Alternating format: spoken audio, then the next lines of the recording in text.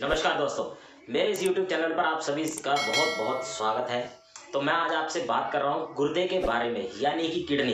Kidney बहुत ही अहम होती है हमारे शरीर के लिए, जो हमारी गतिविधियों को बहुत नियंत्रण में रखती है और ये बहुत ही सहन करती है हमारे शरीर को।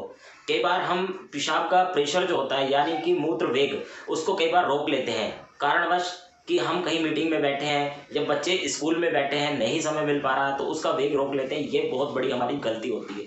इस गलती को ना दोहराएं आप, क्योंकि मूत्र का वेग रोकना बहुत ही खतरनाक हो जाता है, किडनी के ऊपर बहुत ज़्यादा असर करता है। किडनी आखिर हमारे शरीर के अंदर करती क्या है? हमारे शरीर के अंदर जो खून के अंदर अपशिष्ट पदार्थ जब ज़्यादा मात्रा में बन जाते हैं तो किडनी उसको फिल्टर करके हमारे शरीर से बाहर निकालती है।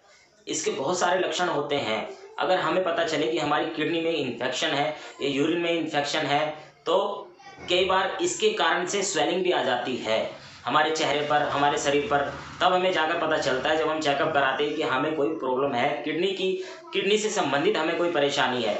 लोग बात कहते हैं कि हमने कोई नशा नहीं करा, कोई कुछ नहीं करा, फिर भी हमें किडनी की परेशानी क्यों हो गई।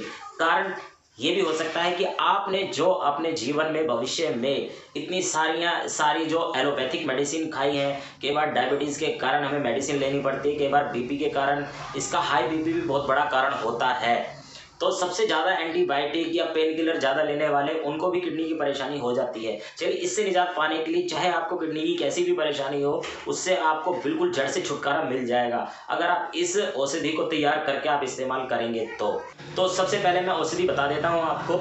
इसके लिए आपको लेना है चिरायता 50 ग्राम, पुनर्नवा जड़ 50 ग्राम और बड़ा गोखरू। गोखरू दो तरह के आते हैं, छोटा और बड़ा। एक जंगली होता है, एक देसी होता है। तो आपको बड़ा गोखरू लेना है 50 ग्राम।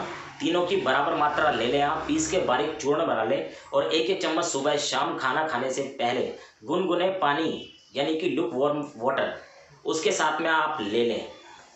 लेकिन आपको नाश्ता या खाना जो भी आप करते हैं 1 घंटे बाद दवाई के लेना है। जो भी आपकी किडनी की परेशानी है, कई बार बाथरूम में इन्फेक्शन हो जाता है, उसके कारण भी हमें बहुत सारी परेशानियां हो जाती हैं। वो भी आपकी दिक्कत दूर होती चली जाएगी।